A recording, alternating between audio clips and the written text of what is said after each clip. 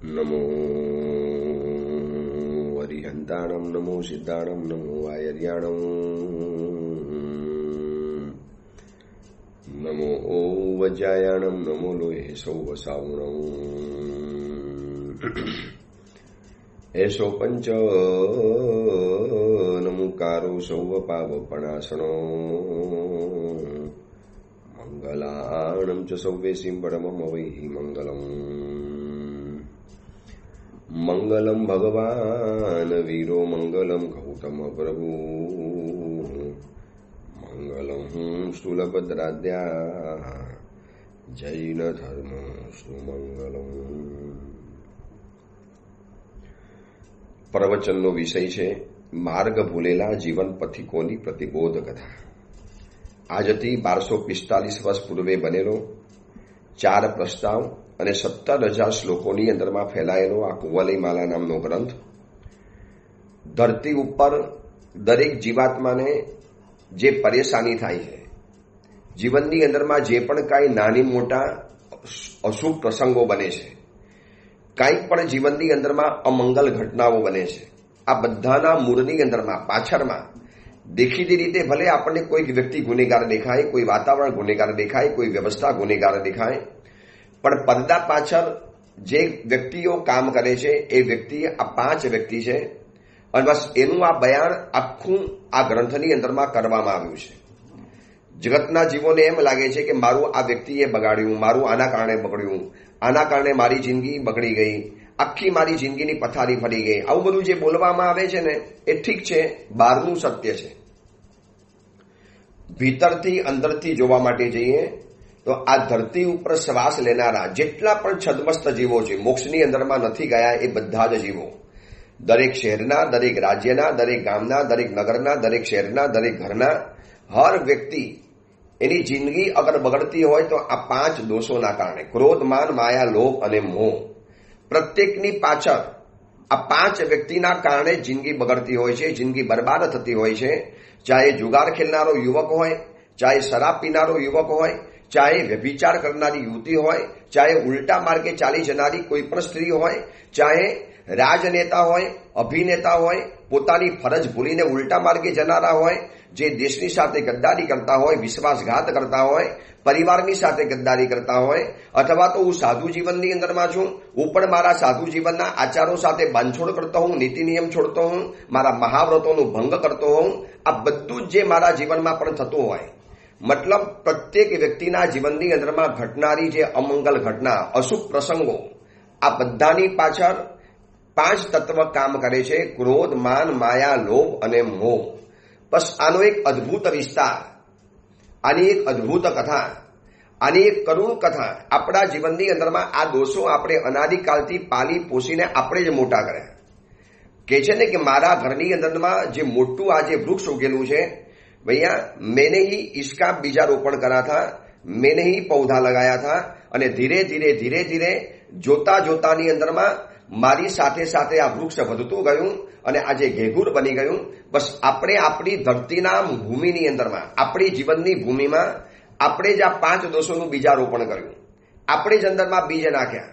ચત્તારી એ કશિણા કસાયા સિંચંતી મૂલાઈમ પૂર્ણ ભવસ્વ. 10 વૈકાલિકની અંદરમાં લખ્યું છે આ 4 કષાયો રૂપી બીજ એને આપણે સિંચ્યા અને ધીરે ધીરે એની ઉપર અવનવા અમંગલ અશુભ ઘટનાના ફલ આવતા ગયા. ઝઘડા, ટેન્શન, ઇરિટેશન, ડિપ્રેશન, મારામારી, અમૈત્રી, દ્વેષ, રાગ, વિષય, કસાય, દુર્ધ્યાન, દુર્ભાવ, આ બધા જેટલા પણ તમને દોષો દેખાતા હોય, આ બધા જ દોષોની ઉત્પત્તિ ભૂમિ આ 5 બાબત છે. આપણે તો એક ધન્ય ભાગી છીએ કે આવા ગ્રંથો બનાવનારા મહાપુરુષો જીન શાસનમાં મળી ચૂક્યા આપણને. બાકી કોણ આપણને બતાવે? સ્કૂલમાં ગયા, આવો કોઈ સિલેબસ નહોતો. કોલેજની અંદરમાં ભણવા માટે ગયા, કોઈ આવું નહોતું સમજાવ્યું. યુનિવર્સિટીઓની અંદરમાં વર્ષોના વર્ષો આપણે ત્યાં ગાર્યા, કોઈએ આપણને આ બાબત નથી સમજાવી. આપણી પાસે હજારો વ્યક્તિઓના વોટ્સઅપ ગ્રુપ છે, સેંકડોના ગ્રુપ રહેલા છે. કોણ તમને સમજાવશે કે આ 5 દોષોની ચુંગાલમાંથી, પકડમાંથી, જંજારમાંથી, જારમાંથી બહાર આવવાનું છે? ધન્ય છે આવા મહાપુરુષોને અને ધન્ય છે એવા ઉત્તમ મુનિવરોને કે જે આપણને પ્રવચનો આપી અને આપણને જગાડે, આપણને સમજાવે અને આપણને આ 5 દોષોની બાબતો આપણા સુધી પહોંચાડવાનો પ્રયત્ન કરે છે. ચલો કથામાં આપણે આગળ વધવું છે. કથા ત્યાં સુધી પહોંચેલી હતી કે વાસવ મંત્રી જિનાલયમાં પૂજા કરવા ગયેલા હતા અને એટલે કથાનો તંતુ પકડી રાખજો. અસલ કથા છે કુવલય ચંદ્રની. એનું અપહરણ કરવાની અંદરમાં આવ્યું, જંગલમાં આવ્યો, સાગર દત્ત મુનિવર મળ્યા અને ભર જંગલની અંદરમાં સાગર દત્ત મુનિવર એને એ સમજાવે છે કે બેટા તને અહીંયા શેના માટે અમે લાવેલા છીએ?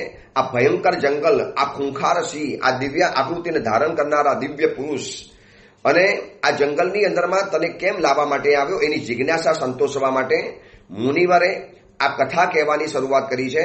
અને આ કથાનું માધ્યમ એટલું બધું લાંબુ ચાલવાનું, કથામાંથી કથા, કથામાંથી કથા, અને એમાંથી આપણે આ ભવ રોગોની વ્યથાને જાણવાની છે. એટલે વાસવ દત્ત મુનિવર કુંવલ ચંદ્ર કુંવરને એ જંગલની અંદરમાં જે કથા કહે છે એ કથા હવે આપણે ચાલે છે કે પુરંદર રાજા વાસવ મંત્રી પરમાત્માની પૂજા કરવા ગયા અને પૂજા કરીને જેવા બહાર આવે છે એટલે સ્થાવર નામનો ઉદ્યાન પાલક, સ્થાવર નામનો વનપાલક એ આવીને વધામણી આપે છે કે રાજન, મંત્રીશ્વર જુઓ, આ મારા હાથની અંદરમાં આમ્ર મંજરી છે. જુઓ મારા હાથની અંદરમાં કેટલા બધા નવા નવા ફૂલો અને ફળો રહેલા છે. મંત્રી વર્ગે ક્યાંથી લાવ્યા? અરે સાહેબ, અત્યારે વસંત ઋતુનું આગમન થઈ ચૂકેલું છે. જૂના સમયની અંદરમાં વસંત ઋતુ એટલે એક મહામહોત્સવ ગણાતો હતો અને એ વસંત ઋતુની અંદરમાં સમગ્ર નગરની અંદરમાં બસ અલગ અલગ પ્રસંગો, અલગ અલગ અવસરો, અલગ અલગ જાત જાતના મહોત્સવો અને ઉત્સવો રચાય. તો મંત્રીશ્વર આપણા ઉદ્યાનની અંદરમાં વસંત ઋતુનું આગમન થયું છે. એની છડી પોકારતી આમ્ર મંજરી, આ વૃક્ષો, આ જાત જાતના વિવિધ ફળો, પધારો આપ જોવા માટે. અને હાય મંત્રીશ્વર, બીજી પણ એક વાત કહેવાની રહી ગઈ. આ સ્થાવર નામનો વનપાલક કહે છે કે મંત્રીશ્વર, બીજી પણ એક વાત તમને જણાવવાની કે આપણા ઉદ્યાનના એક ભાગની અંદરમાં અનેક મુનિઓની સાથે એક સરસ મજાના સુરીવર પધારેલા છે, અદ્ભુત મુનિવર પધારેલા છે, જેમનું નામ છે ધર્મનંદન સુરીશ્વરજી મહારાજ. ધર્મનંદન નામના આચાર્ય ભગવાન આપણા ઉદ્યાનમાં પધારેલા છે. જ્યાં આ વાત સાંભળીને એટલે મંત્રીશ્વરના ચહેરા ઉપર રોષ આવી ગયો. અરે મૂર્ખ, તારે પહેલા મને સમાચાર વસંત ઋતુના આપવાના કે પહેલા તારે સંતના આગમનના આપવાના? આટલી પણ તને ખબર ના પડે? તારે પહેલા મને વસંતની વધામણી અપાય, તારે મને પહેલા વસંતની સમાચારો આપવાના, તારે મને પહેલા આમ્ર મંજરી બતાવવાની. દોસ્ત, વસંત કરતા તો સંત જીવનમાં વધારે જરૂરી છે. આ સંતનું આગમન થયું, તારે પહેલા સમાચાર મને એ આપવાના. આટલો મોટો થયો, આટલા વર્ષોથી કામ કરે છે, તું આટલો બધો સમજદાર રહેલો છે અને મને વસંત ઋતુની વાત પહેલા બતાવે છે. મંત્રીશ્વરનો રોષ આવ્યો, મંત્રીશ્વરને ભ્રુકુટી ચડી ગઈ. આ કથા પણ મને તમને કહે છે કે જીવનમાં પ્રાયોરિટી કોને આપવી એ આ કથા મને તમને સમજાવે છે. કોને પ્રાયોરિટી આપવાની? ઘરની અંદરમાં દીકરો પરીક્ષામાં પાસ થઈને પણ આવ્યો, સ્કૂલની પરીક્ષામાં અવ્વલ નંબરે, નંબર 1માં, અને એ જ દીકરો સાંજ પડે પાઠશાલાની પરીક્ષામાં પણ નંબર 1 લઈને આવ્યો. બંને સમાચાર જ્યારે તમને કોઈ આપવાની અંદરમાં આવે, પહેલા સ્કૂલના સમાચાર આપે. ભૈયા, એ શૈક્ષણિક જગત છે, સંસારી શિક્ષણ છે, પણ ધર્મ ક્ષેત્રનું શિક્ષણમાં નંબર 1 લઈને આવેલો હોય, પહેલા સમાચાર મને એ આપવાના. આપણો વિવેક એનાથી ખબર પડે કે આપણે પ્રાયોરિટી કોને આપીએ છીએ. મંત્રીશ્વર સ્થાવરને કહે છે કે મૂર્ખ, પહેલું પ્રાધાન્ય તારે વસંત ઋતુને ન અપાય, સંતના આગમનને અપાય. તને ખબર છે આ ધર્મનંદન સુરીશ્વરજી કોણ છે? અદ્ભુત મુનિવર છે. મંત્રીશ્વરે આ વાત સાંભળ્યા પછી આમ્ર મંજરી એને પાછી સોંપી, લઈ જા તારી આમ્ર મંજરી. તને મને આ સમાચાર આપવાના હોય, તે મને પહેલા સમાચાર આપ્યા, તને મને મન થયું કે હું તને સુવર્ણની ચેન આપી દઉં, પણ તારું આ મૂર્ખામી જોયા પછી હવે તને ખાલી કિલો ચોખા આપી દઉં છું. જા, લઈ જા, તારા નસીબની અંદરમાં આ જ રહેલું છે. મંત્રીશ્વરની આ વાત મને તમને શીખવે છે કે જીવનમાં પ્રાધાન્ય હંમેશા ઉત્તમ તત્વોને આપવાનું. ભલે કદાચ તમારે સંસારી પ્રસંગોમાં જવું પડે, સંસારી પ્રસંગોને સાચવવા પડે, પણ લગ્ન આવ્યા અને આપણા શહેરમાં રહેલા પરમાત્માના મંદિરની પ્રતિષ્ઠા આવી તો પહેલું પ્રાધાન્ય આપણું પ્રતિષ્ઠાની અંદરમાં હોય. ચાતુર્માસનું પ્રવેશ આવ્યો અને આપણી બહારગામ જવાની ટિકિટ આવી ગઈ તો પહેલું પ્રાધાન્ય આપણું ગુરુ ભગવંતના ચાતુર્માસના પ્રવેશને હોવું જોઈએ. કરો ન કરો એ પછી વાત. ખબર છે ને, ચક્રવર્તી ભરત મહારાજાની સામે આદિનાથ ભગવાનનું કેવળ જ્ઞાન અને ચક્રરત્ન ઉત્પન્ન થયું. આ બંને સમાચાર આ ધરતી ઉપરના પ્રથમ ચક્રવર્તી છે.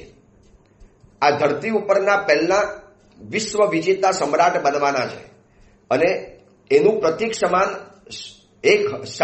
હજારો દેવતાઓથી સેવાતું એવું ચક્રરત્ન જ્યારે ઉત્પન્ન થયું અને આ બાજુ આદિનાથ દાદાના સમાચાર મળ્યા અને સૌથી પહેલી પ્રાયોરિટી એમને આપી છે આદિનાથ ભગવાનના કેવળ જ્ઞાન કલ્યાણકને ઉજવવાની. ભગવાનના મહોત્સવમાં પહોંચી ગયા. અરે ચક્રરત્ન તો છે, ક્યાં જવાનું છે? મારી પહેલી આ જવાબદારી છે. બસ પ્રાયોરિટી કોને આપી? મંત્રીશ્વરે આ સાંભળ્યા પછી ચકોર મંત્રી હતો, હોશિયાર મંત્રી હતો. એના મનની અંદરમાં એક જ વાત ચાલતી હતી, કોઈ પણ હિસાબે મારા માલિક, મારા સ્વામી રાજાને મારે ધર્મના ક્ષેત્રમાં પ્રવેશ કરાવડાવવો છે. કોઈ પણ હિસાબે ઘરની અંદરમાં કોઈ પણ આવો નાસ્તિક યુવા યુવતી હોય, આવા નાસ્તિક કોઈ પતિ હોય, આવા નાસ્તિક કોઈ પણ વ્યક્તિ હોય. નાસ્તિક એટલે જેને હજી ધર્મ રૂચ્યો નથી, ધર્મ સમજ્યા નથી, ધર્મ કરવાની હજી જેને મનમાં જિજ્ઞાસા અને ઈચ્છા ઉત્પન્ન નથી થઈ, એવી કોઈ પણ વ્યક્તિ હોય અને જ્યારે એ વ્યક્તિ ધર્મના ક્ષેત્રમાં થોડો વિરોધી હોય ત્યારે ચાલાકીથી તમે એને લાવી શકશો. બલજબરી, પરાણે આગ્રહ કરીને પકડીને લાવશો ને, એકાદ બે વખત આવી જશે, પછી તમારું અપમાન કરીને તમને કાઢી મૂકશે. એના કરતા એક ચાલાકી, એક અવસર. મંત્રીએ જોયું કે હવે આ અવસર છે રાજાને પ્રતિબોધ કરવાનો, રાજાને સમજાવવાનો. આપ જોજો, પ્રતિબોધની આ કથા છે, કેવી રીતે વ્યક્તિને ધર્મના ક્ષેત્રમાં લાવવા. આજે ઘણી વખત છે ને માતા પિતાનો ઉદ્દેશ સારો હોય છે, માતા પિતાની ભાવના સારી હોય, માતા પિતાનો ભાવ પણ સારો હોય છે કે અમારા દીકરા દીકરી ધર્મ કરે. સરસ મજાના મહાત્મા ચાતુર્માસમાં પધાર્યા છે, એમનું સુંદર મજાનું પ્રવચન છે, તો પ્રવચનોનું શ્રવણ કરે, આવું એમના મનની અંદરમાં હોય છે. પણ એ સમયની અંદરમાં કદાચ સમજદારી નથી હોતી, એક ચાલાકી અને વિવેક નથી હોતો અને એના કારણે જલ્દબાજી કરવાની અંદરમાં શું થઈ જાય છે? દીકરા દીકરી ધર્મ પામવાના બદલે ધર્મના રસ્તાથી દૂર ચાલી જાય. આગ્રહ નહીં કરવાનો, સમજાવવાનો, એને વાત ઘરે ઉતારવાની કોશિશ કરવાની. માને તો ઠીક છે, ન માને તો છોડી દેવાનું, પણ આગ્રહ કરવાની કોઈ જરૂરિયાત નથી. હવે મંત્રી સમજી ગયા કે જો એને તરત જ પોતાના મનની અંદરમાં આઈડિયા ગોઠવી દીધો. એને કીધું કે આ બાને, વસંત ઋતુના બાને રાજાને લઈ જાઉં, મારે બતાવવા છે સંત, પણ બાનું કાઢવું પડશે વસંત ઋતુનું. ઘરની અંદરમાં ગયા, વસ્ત્ર પરિવર્તન કર્યું અને સીધો જ આમ્રમંજરી જે પાછી આપેલી હતી ને લઈ લીધી સ્થાવરના હાથમાંથી અને સીધો રાજાના ત્યાં પહોંચી ગયા. રાજન પધારો, આપણા ઉદ્યાનની અંદરમાં વસંત ઋતુનું આગમન થઈ ચૂકેલું છે. વૃક્ષો નવપલ્લવિત બની ગયા છે, નવા પુષ્પોનું આગમન થયું છે, ભ્રમરોનું વૃંદ આખા ઉદ્યાનને ગજવી રહેલું છે. જો એની આ નિશાની સ્વરૂપે આમ્રમંજરી આપને બતાવું છું. આ જો અનેક પ્રકારના ફૂલો ઉગી નીકળ્યા છે. રાજા તો તૈયાર જ હતો આવી બાબતની અંદરમાં. રાજાને તો આવું જ ગમતું હતું, હરવું ફરવું, મજા કરવી, મોજ મજા કરવી, જલસા કરવા, એશ કરવો. ચલો મંત્રીશ્વર આપણે જઈએ. મંત્રીશ્વરને હતું કે ઉદ્યાનના બાને રાજાને ઉદ્યાનની અંદરમાં લઈ જઈ અને એક વખત ધર્મનંદન સુરીશ્વરજીનો પરિચય કરાવી દેવો છે. ધર્મનંદન સુરીશ્વરજી એ સમયના બહુ અદ્ભુત આચાર્ય ભગવંત હતા, સમજદાર હતા, વિશિષ્ટ પુણ્યશાળી હતા અને મંત્રીશ્વર એમને જાણતા હતા. અને એમનું આગમન જાણ્યા પછી તરત જ એમના મનની અંદરમાં આ એક આખો યોજના ઘડાઈ ગઈ, આખી યોજના આવી ગઈ. એટલે માતા પિતાને પણ એક જ કહું છું કે આવું જ કોઈક યોજના કોઈક બીજા બાને કોઈ ત્રીજા કારણથી કરી લો અને એના કારણે એટલી સરસ મજાની વાત બની જશે. હવે મંત્રીશ્વર અને રાજા બંને જણા ઉપડ્યા છે વસંત ઋતુની સવારી કરવા માટે, સહેલ કરવા માટે. રાજાને પણ એમ થયું કે ઓહો, મંત્રી પણ આજે મારી સાથે તૈયાર થઈ ગયા હરવા ફરવા માટે. જે દર વખતે મને કે આ બધું કેમ ફરવાનું, શેના માટે ફરવાનું, આપણે સંસારમાં ક્યાં ઓછું ભમેલા છીએ. આજે મંત્રીશ્વર તૈયાર થઈ ગયા, પરંતુ મંત્રીશ્વરનું કારણ કંઈક જુદું રહેલું હતું. ઘણી વખત છે ને એવી સાવિકાઓ અથવા તો એવા સાવકોને હું સમજાવું છું કે તમારે મને કમને પણ ક્યારેક તમારા સંસારી પરિવારને સંસારના કાર્યમાં થોડો ઘણો સાથ આપી દો. એટલા માટે સાથ આપો કે તમારે એને ધર્મ કાર્યની અંદરમાં જોડવા છે, તમારે એનો ધર્મ કાર્યમાં મોટો સાથ પ્રાપ્ત કરવો છે. તો થોડો ઘણો સપોર્ટ, થોડી ઘણી બહારથી, અંદરથી તમારે છે ને અલિપ્ત રહેવાનું, નિર્લેપ રહેવાનું, પણ બહારથી થોડો ઘણો તમારે સપોર્ટ લઈ લેવાનો, જેથી કામ થઈ જાય. મંત્રીશ્વર અને રાજન બંને જણા ઉદ્યાનની અંદરમાં પ્રવેશ કર્યો. આનંદ પ્રમોદ નામનું ઉદ્યાનનું નામ છે, આનંદ પ્રમોદ. મજા, મોજ મજા કરવાની. એટલા વિરાટ એકરોની અંદરમાં પથરાયેલું આ વન હતું જેવા અંદરમાં એન્ટ્રી કરી સુગંધ, પુષ્પોની સુગંધ, લચી પડેલા વૃક્ષો, નવ પલ્લવિત બનેલા વૃક્ષો, ઘેઘૂર વૃક્ષો, અનેક જાતના પંખીઓ, જાત જાતના ભમરાઓ, જાત જાતની જીવાતો, જાત જાતની વસ્તુઓ જોતા જોતા જોતા આગળ ને આગળ વધતા ગયા. રાજા ખુશ થતો જાય છે. મંત્રીને પણ કે જો કેવું સરસ મજાનું ઉદ્યાન છે, કેવા માણસોએ એની જાળવણી કરી છે, જો કેવો રસ્તો બનાવી આપ્યો છે, કેવી વનલતાઓ બનાવી છે, કેવી વિટપીઓ બનાવી છે, કેવા આ બધા ભમરાઓ ગુંજારવ કરે છે. મંત્રીની નજર ચારેકોર ફર્યા કરે છે. ક્યાં છે ધર્મનંદન સુરીશ્વરજી, ક્યાં છે? આ તો કહેતો તો સ્થાવર કે મુનિવર પધારેલા છે મુનિવરોની સાથે, તો કેમ નથી દેખાતા? એમનો તો મોટો સમુદાય રહેલો છે, અનેક સાધુ ભગવંતો જેમની સાથે રહેલા છે, કેમ નથી દેખાતા? કેમ નથી દેખાતા? આ જોતા જોતા જોતા જોતા ચારેકોર નજર ફેરવે છે. ત્યાં મંત્રીને મનમાં થયું કે આવી જીવ જંતુઓથી ભરેલી, ઘાસ ફૂસથી ભરેલી જગ્યામાં તો મુનિવર ન જ રહે, કેમ મને ખ્યાલ ન આવ્યો? કદાચ એવું હશે કે દૂર જે એક જગ્યા છે જ્યાં ફર્શબંધ જમીન છે, કદાચ ત્યાં મુનિવરો રહેલા હશે. એ અશોક વૃક્ષની નીચે અશોક વન છે અને એ ત્યાં અમે ફરસબંધી આખી જગ્યા બનાવેલી છે. મુનિવરો ત્યાં જ ઉતર્યા છે. અને આ કથા સાંભળનારા, પ્રવચન સાંભળનારા લોકોને બતાવી દઉં કે જૂના સમયની અંદરમાં શ્રમણ ભગવંતો લગભગ વનમાં, જંગલમાં અને ઉદ્યાનોની અંદરમાં ઉતરતા હતા. આવી રીતે શહેરોની અંદરમાં મુનિ ભગવંતો આવતા નતા. આટલા બધા લોકોની સાથે મુનિ ભગવંતો જોડાયેલા હતા નહીં.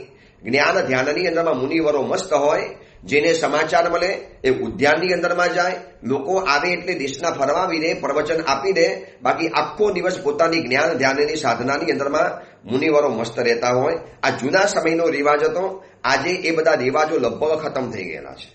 હવે જોવે છે ચારેકોર, એને વિચાર્યું કે અહીંયા તો કેવી રીતે હોય? પહેલા તો લાગ્યું શું વિહાર કરી ગયા? શું મુનિવર આવ્યા ને ચાલી પણ ગયા? સ્થાવરે જોયા હોય ને મને કહેવા માટે આવી એટલામાં નીકળી પણ ગયા? નહીં, એટલામાં તો ન નીકળી જાય. કદાચ પેલા સિંદૂર વૃક્ષની નીચે, અશોક વૃક્ષની નીચે જે ફરસબંધ ભૂમિ છે, જ્યાં પથ્થરો લગાવેલા છે, કદાચ મુનિવરો ત્યાં ઉતર્યા છે. એ પ્રાસુક ભૂમિ છે, જીવજંતુ વગરની ભૂમિ છે, જ્યાં ઓછામાં ઓછી હિંસા અને વિરાદ ન થઈ શકે એમ છે. એમ વિચારી હવે રાજાને છે ત્યાં સુધી કેવી રીતે લઈ જવા, કયા બાને લઈ જવા? પણ મંત્રીશ્વર હતા, ચકોર હતા, એની પાસે બધા જ પ્રકારની યોજનાઓ હતી. અને તરત જ વાત બદલી કે રાજન, આ બધા કરતા આપને યાદ આવે છે આપણે જ્યારે નાના બાળકો હતા, સાથે રમતા હતા આ ઉદ્યાનની અંદરમાં, આપના પિતાજીના સમયની અંદરમાં, અને ત્યારે આપણે રમતા રમતા રમતા બહુ દૂર આપણે પણ એક વૃક્ષો વાવેલા હતા અને આપણે વિચારતા હતા કે આ વૃક્ષો મોટા થઈ જાય તો એની છાયા નીચે આપણે પણ રમીશું, આપણા પોતાના વૃક્ષો કહી શકાય. હા, યાદ આવ્યું, યાદ આવ્યું. ઘણા વખતથી આપણે ત્યાં ગયા પણ નથી. ચલો ને રાજન, જવું છે આજે ત્યાં જોવા માટે. જોઈએ તો ખરા આપણા વાવેલા વૃક્ષો કેવા ઉગેલા છે, એની ઉપર આ વસંત ઋતુમાં કેવા ફળો આવેલા છે. રાજાને બાનું બતાવે છે વસંત ઋતુનું, પણ હકીકતની અંદરમાં એનો ઉદ્દેશ છે સંતના દર્શન કરાવવા. કદાચ આ ધર્મનંદન સુરીશ્વરજી છે, એના પરિચયની અંદરમાં આવ્યા પછી રાજા પ્રતિબોધ પામી શકે છે. ઉત્તમ મુનિ ભગવાન છે, અદ્ભુત જ્ઞાની છે, પ્રભાવ સંપન્ન મુનિ ભગવાન છે. કદાચ એમના પરિચયની અંદરમાં આવ્યા પછી ફેરફાર થઈ પણ શકે અને રાજાને સિંદૂર કુટીમની તરફ લઈ જાય છે. રાજન, આપણે જોઈએ તો ખરા એ આપણા વૃક્ષો કેવા ઘેઘૂર બની ગયા, કેવા મોટા બની ગયા. ઘણા વખતથી આપણે આ વૃક્ષોને જોયા પણ નથી. અને મંત્રીની સાથે રાજા આગળ ને આગળ વધતા ગયા અને જેમ જેમ નજીકમાં આવતા ગયા એમ મંત્રીશ્વર જોવે છે મુનિવરોના એંધાણ દેખાય છે, કોઈ જગ્યાએ મુનિવરોના દર્શન થાય છે અને કેટલોક વિશાળ ભૂભાગ વટાવ્યો અને એક ઉદ્યાનની 12મી ભાગની અંદરમાં આવી ગયા અને જોયું દૂરથી અનેક મુનિવરોથી પરિવરેલા ધર્મનંદન સુરીશ્વરજી ત્યાં બિરાજમાન થયેલા છે. મંત્રીશ્વરે દૂરથી મનોમન વંદન કર્યા, મથેન વંદામી કર્યું. રાજાની નજર હજી ગઈ નથી અને જવા પણ નથી દેવી. સહજ નજર જાય ને રાજાની તો જ બરોબર છે, વરના એમ લાગશે કે મંત્રીશ્વર મને આ બતાવવા માટે લઈ આવ્યા. ચલો રાજન, આપણે ઓર જોવા જઈએ, એ આપણા વૃક્ષોને જોવા માટે જઈએ. અને જ્યાં ફરસબંધ ભૂમિની નજીકની અંદરમાં ગયા અને રાજાએ ઘોડો ઉભો રાખ્યો. મંત્રીશ્વર, આ કોણ છે? આ બધા એકદમ સફેદ કપડાની અંદરમાં આ બધા મુનિવરો રહેલા છે. અને એ દ્રશ્યને જોઈને રાજા તાજ્જુબ બની ગયા. મુનિવરના ઉપાસેની અંદરમાં જે સાચા મુનિવર હોય એના ઉપાસેમાં તમે ક્યારેક પહોંચી જાઓ અને એ એવા કેટલાક ઉત્તમ મુનિવરો દર્શનથી આપણું મન પવિત્ર બની જાય. કોઈ મુનિ ભગવાન સ્વાધ્યાય કરતા હતા, કોઈ પરિલેહન કરતા હતા, કોઈ વસ્ત્રનું પત્યલેખન કરતા હતા, કોઈ પોતાના ગુરુની સેવા કરતા હતા, કોઈ પાણી લાવતા હતા, કોઈ બીજી વ્યવસ્થાઓ કરતા હતા, કોઈ કાવસક ધ્યાનની અંદરમાં હતા, કોઈ ખમાસનો આપતા હતા. કેટલાક મુનિ ભગવંતો ભેગા થઈ અને ધર્મ ચર્ચા અને પાઠ લેતા હતા. કેટલાક મુનિ ભગવંતો ધ્યાન અવસ્થાની અંદરમાં હતા, કેટલાક મુનિ ભગવંતો જાપ અવસ્થાની અંદરમાં હતા. જેટલા પણ મુનિ ભગવંતો હતા દરેક વ્યક્તિ પોતપોતાની આરાધના સાધનાની અંદરમાં નિમગ્ન હતા. અને આ બધાના વચની અંદરમાં જેમ તારાઓના વચની અંદરમાં એક ચંદ્ર શોભેતો હોય, તારાઓનો સમૂહ હોય અને એની વચની અંદરમાં જેમ કોઈ ચંદ્ર શોભતો હોય, પછી નક્ષત્રોની વચની અંદરમાં જેમ સૂર્ય શોભતો હોય, એવી રીતે મંત્રીઓના ટોળાની વચની અંદરમાં જેમ રાજા ચમકતો હોય, સમુદ્રોની વચની અંદરમાં જેમ ક્ષીર સમુદ્ર ચમકતો હોય, દેવતાઓની વચની અંદરમાં જેમ ઇન્દ્ર ચમકતો હોય, એવી રીતે અનેક મુનિ ભગવંતોથી વિટળાયેલા ધર્મનંદન સુરીશ્વરજીના દર્શન થયા. મુનિવરોને જોતા જોતા જોતા જોતા નજર એની સ્થિર થઈ ગઈ ધર્મનંદન સુરીશ્વરજી તરફ. મંત્રીશ્વર ત્રાસી આંખે બધું દ્રશ્ય જોયા કરે છે, કશું જ બોલતા નથી. એને સ્વતઃ થવા દો. મંત્રીશ્વર કોણ છે? આ બધા ઉત્તમ મુનિઓ લાગે છે. આટલા બધા લોકો ભેગા થયા, કોઈ અવાજ નહીં, બધા પોતપોતાની સાધનાની અંદરમાં વ્યસ્ત રહેલા છે અને કોઈ પણ જાતનું કુતૂહલ પણ નથી કે આપણે આવ્યા, કોણ આવ્યા, ઊંચું જોવા તૈયાર નથી. કોણ છે આ મુનિવરો? કોણ છે આ બધા સફેદ વસ્ત્રને ધારણ કરનારા સંતો? ત્યારે એ વખતે મંત્રીશ્વરે કીધું કે રાજન, આ જૈન મુનિવરો લાગે છે. જૈન મુનિવરોની આવી દિનચર્યા હોય, એ પોતાની આરાધના સાધનાની અંદરમાં નિમગ્ન હોય. સંસારમાં જરૂર પૂરતું એ લોકો પોતાનું કામ પતાવી દે, બાકી પોતાની સાધનાની અંદરમાં આગળ વધતા જાય. અને આ બધાના વચની અંદરમાં જે આપને દેખાય છે ને, વચ્ચે બેઠેલા અનેક મુનિવરોથી પરિવરેલા, જેમ આપ અમારા નગરના રાજા છો, જેમ આપ અમારા માલિક છો, એવી રીતે આ મુનિવરોના આ ગુરુ ભગવાન છે. અને ચલો આપણે એમની પાસે જઈએ. આપને પૂછવું હોય તો કોણ છે, ક્યાંથી પધારેલા છે, કેવી રીતે પધારેલા છે, બસ કોણ જાણે. એ મુનિવરોની ચર્યાથી પ્રભાવિત થયેલો રાજા, ચલો જોઈએ તો ખરા, મળું તો ખરો. મુનિવર તો બહુ ઉત્તમ દેખાય છે. અને એમાં ધર્મનંદન સુરીશ્વરજીની જેમ જેમ નિકટની અંદરમાં ગયો અને રાજા ઠરી ગયો. અરે હું રાજા છું અને મારી પાસે જે ગૌર વર્ણ નથી, મારી પાસે જે રૂપ નથી, મારી પાસે જે તેજ નથી, મારી પાસે જે દીપ્તિ નથી, મારી પાસે જે પ્રભાવ નથી દેખાતો, એ આ મુનિવર પાસે દેખાય છે. લાગે છે કે કોઈ રાજકુંવર હશે પૂર્વ અવસ્થાની અંદરમાં. આટલું બધું રૂપ, આટલું બધું સૌંદર્ય, આટલું બધું તેજ, આટલો બધો પ્રભાવ, આટલી ઉત્તમ મુખાકૃતિ, ધવલ વસ્તુની અંદરમાં પણ આ મુનિવર કેવા શોભે છે, કેવા સુંદર દેખાય છે. રાજા એનાથી પ્રભાવિત બની ગયો. અનેક મુનિવરોની વચની અંદરમાં એક રાજા સમાન શોભતા, એક શરીરના સૌષ્ઠવને ધારણ કરનારા, સુંદર મજાનું તેજ ધારણ કરનારા મુનિવર ધર્મનંદન સુરીશ્વરજી પાસે ગયો. પણ જોવાની ખૂબી એ છે, રાજા પ્રભાવિત એનાથી થાય છે કે અમે લોકો આટલા આવ્યા છીએ, પણ કોઈ મુનિ ભગવંતો પોતાની સાધનામાંથી ચવિત નથી થવા તૈયાર. બધા પોતપોતાની આરાધનામાં વ્યસ્ત છે. ગુરુની પાસે તો અનેક આવે અને અનેક જાય. અમે તો અમારી સાધનાની અંદરમાં રહેવાના, અમે અમારી આરાધનામાં મસ્ત રહેવાના. અને એમાં ધર્મનંદન સુરીશ્વરજી પાસે ઘોડા તો બહાર મૂકી દીધા, મુનિ ભગવંતની પાસે ગયા, એક સહજ સ્વરૂપે અભિવાદન કર્યું. મંત્રીએ મનોમન વંદન કર્યા, મથેર વંદામી કર્યું. બહારથી એટલું બધું ન બતાવવા દીધું કે જાણી રહેલા છે, જાણે છે. પણ મુનિવર સમજદાર હતા. આચાર્ય બહુ ચકોર હતા, એકદમ ચાલાક હતા. સમજી ગયા અને રાજાને સામેથી બોલાવ્યો. પુરંદર દત્ત રાજા, આપ મજેથી આવ્યા, આપ ભલે આવ્યા, આપ આવ્યા એ સારું કર્યું. રાજા આશ્ચર્ય પામ્યો કે મુનિવર મારા નામને જાણે છે, કદાચ ગામનો રાજા છું એવું એમને ખબર પણ પડી ગઈ છે. અને એનાથી રાજા પ્રભાવિત બની ગયો. પણ મુનિ ભગવતનું જે બોલવાનું સૌમ્ય ભાષા, એની જે સુષ્ઠવતા, આ જોયા પછી મનોમન મુનિ ભગવતને ફરી વખત વંદન કર્યા. હવે તો પ્રગટ વંદન કર્યા અને મુનિ ભગવતના મુખમાંથી જમણો હાથ ઉપર થયો અને ધર્મલાપ શબ્દ જે ગુંજ્યો, જાણે કે અનેક ભ્રમરાઓનું વૃંદ ગુંજી ઉઠ્યું. મુનિ ભગવંતે કીધું કે બેસો, બિરાજો, બેસો અહીંયા. જોજો, આચાર્ય ભગવંતની પણ એક જવાબદારી છે કે આવું કોઈ વિશિષ્ટ વ્યક્તિત્વ જ્યારે આવ્યું હોય અને એને ધર્મના રસ્તે ચડાવવું હોય તો પ્રથમ ભાષી પહેલા બનવું પડે. આપણે શું વિચારીએ ખબર છે, એ બોલવાનું શરૂ કરે પછી હું બોલીશ, નહીં. પ્રથમ ભાષીનો ગુણ બતાવ્યો છે. અને કેટલાક વિવેકી પુરુષો કોઈક વ્યક્તિને ધર્મના માર્ગે આગળ લઈ જવો હોય તો સામેથી બોલવું પડે.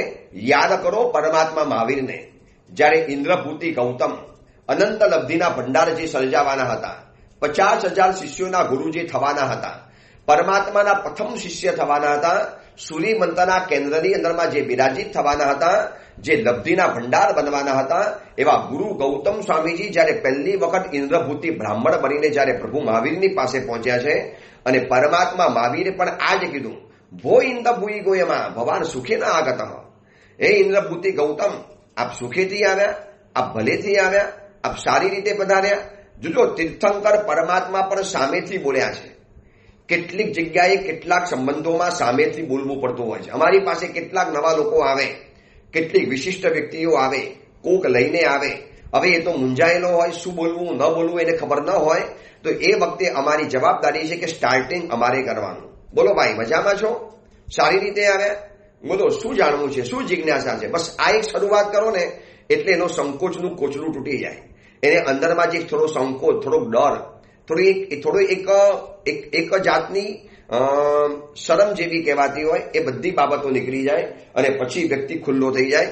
બસ આ જ જવાબદારી છે. સંબંધોમાં શરૂઆત આપણે કરવી પડશે. આચાર્ય ભગવતના શ્રીમુખીથી પોતાનું નામ જાણ્યું, સુખેથી આવ્યા, આ બાબતો જાણી અને રાજા નીચે બેઠા પછી એ મુનિ ભગવતની જે સ્તવના કરે છે, એના હૃદયમાંથી જે શબ્દો સરી પડેલા છે, આ ઉદ્યોતન સુરીશ્વરજી મહારાજાએ રી દેવીની કૃપાથી, શરૂઆતમાં મેં તમને બતાવ્યું ને કે આખો ગ્રંથ રી દેવીની કૃપાથી એમને લખેલો છે. આખો ગ્રંથ રી દેવીએ બતાવ્યો અને એમનું શબ્દશ આલેખન કરી લીધું. તો એ મુનિ ભગવંતની પ્રથમ દર્શનથી રાજાના હૃદયની અંદરમાં જે ભાવ ઉત્પન્ન થયો, રાજાને લાગ્યું આ તો સંસાર સમુદ્રને તરાવનારા સેતુ બંધ સમાન છે. આ આખે શબ્દો મારા ઘરના નથી બોલતો, આ ગ્રંથની અંદરમાં જે લખેલી વાતો છે એ જ બતાવું છું. એ શબ્દો અહીંયા મૂકેલા છે, એ બધા પ્રાકૃત ભાષામાં છે, હું તમને ગુજરાતી ભાષામાં બતાવું છું. તૃષ્ણારૂપી વેલડી લતા એને કાપવા માટે આ મુનિ ભગવાન કુલ્લાડી સમાન છે. માન પર્વતને ભેદવા માટે આ મુનિવર વજ્ર સમાન છે. ક્ષમારૂપી વૃક્ષના મૂળને કાપવા માટે ક્ષમારૂપી વૃક્ષના આ મૂળ સમાન છે. સર્વ વિદ્યાઓની ખાણ સમાન છે. અરે આ મુનિ ભગવંત આચારોનું કુલ મંદિર દેખાય છે. ક્રોધાદી જે 4 કષાયો છે એના સર્પને ભગાડવા માટે મહામંત્ર સમાન છે. મોહરૂપી અંધકારોનો નાશ કરવાની અંદરમાં સૂર્ય સમાન છે.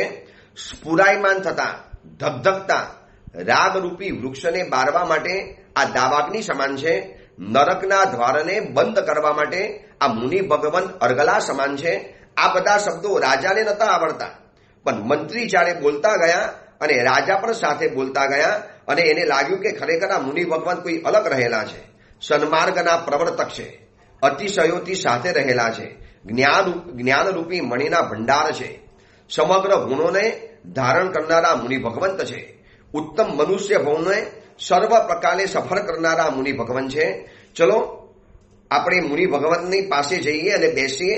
અને સૌથી પહેલા નંબરમાં રાજાના મનમાં એક સવાલ આવ્યો કે આટલું ઉત્તમ રૂપ, આટલું ઉત્તમ સૌંદર્ય, આટલી ભરપેટ ઊંચાઈ, કેવા એક સિંહાસન વગરના એક રાજા જેવા દેખાય છે. કદાચ આ વ્યક્તિત્વ સિંહાસન ઉપર બેઠું હોય, રાજ મુકટને ધારણ કરનારું હોય, કેટલું અદ્ભુત દેખાતું હોય. રાજ વસ્ત્રોને ધારણ કરેલા હોય, નથી આજે રાજ મુકટ, નથી આજે રાજ વસ્ત્રો, નથી આજે રાજ સિંહાસન, છતાં પણ આ મુનિ ભગવંતની આટલી ઉત્તમ કાંતિ અને છાયા છે, જેની સામે હું પણ ઝાંખો પડી જાઉં છું. તો આ કોણ હશે આ મુનિ ભગવાન? કેમ એમને આટલી નાની ઉંમરમાં વૈરાગ્ય થઈ ગયેલો હશે? આવી નાની ઉંમરમાં આટલા બધા મુનિઓના નેતા કેવી રીતે બની ગયા હશે? ચલો પૂછું તો ખરો.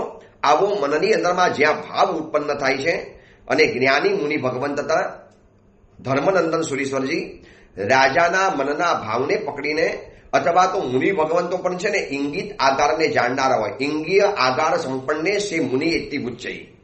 ઉત્તરાધન સૂત્રમાં લખ્યું છે ઇંગિત આકારને ધારણ કરનારા, એટલે કે ચહેરાઓની રેખા, જેને ઇંગ્લિશ ભાષાની અંદરમાં કહેવાય ફેસ રીડિંગ. મુખને વાંચી શકે, ચહેરાના ભાવને વાંચી શકે, ફેસ રીડિંગ કરી શકે. એ મુનિ ભગવંતે એના ચહેરાના હાવભાવને જાણી લીધો અને મુનિ ભગવંતે જે પહેલી વાત શરૂઆત કરીને રાજા ચોંકી ગયો. અરે મારા મનની અંદરમાં ઉઠેલો સવાલ આ મુનિ ભગવાનને ખબર કેવી રીતે પડી ગયો? આ મુનિ ભગવાન કેવી રીતે જાણી ગયા કે મારા મનની અંદરમાં આ વિચાર આવેલો છે? અને પછી એ ધર્મનંદન સુરીશ્વરજી જે દેશનાનો ધોધ શરૂ કરશે. હવે એની અંદરમાં વળી પાછી એક નવી કથા આવશે, એટલે કે કુવલેચંદ્રની કથા. એમાં શાકદત્ત મુનિવરે આ ધર્મનંદન સુરીશ્વરજી, પુરંદરદત્ત રાજા અને વાસવ મંત્રીની કથા શરૂ કરી. હવે એ બંનેની સામે, પુરંદરદત્ત રાજા અને વાસવ મંત્રીની સામે હવે આ ધર્મનંદન સુરીશ્વરજી એક નવી કથાની શરૂઆત કરશે. નવી કથાઓ કહેવા માટે મળશે. કથામાં કથા, કથામાં કથા, અને કથામાંથી કથા જાણી અને આપણે આપણા ભવ રોગોની વ્યથાને દૂર કરવી છે. આ ભવ રોગોના દર્દોને દૂર કરવા છે. આ ભવ રોગોના કારણને આપણે દૂર કરવા છે. બસ એ કથાની અંદરમાં આપણે આગળ વધતા જઈશું. અદ્ભુત આ કથા છે. તમારા મિત્રોને જોડતા જાઓ. વૈભવભાઈ અને પારસભાઈની સાથે જોડાઈ જાઓ. મેં તમને કાલે પણ નંબર આપેલો હતો, એમની સાથે ટાઈપ કરી લો. તમને પ્રવચન ડાયરેક્ટ સીધું પ્રવચન આવી જશે. એટલે બીજા કોઈ ગ્રુપની તમારે રાહ જોવી નહીં પડે. એ જ મંગલ કામના, મંગલ ભાવના. જીનાગના વિરુદ્ધ કાંઈ પણ બોલાયું હોય તો મિચ્છામી દુક્કડમ.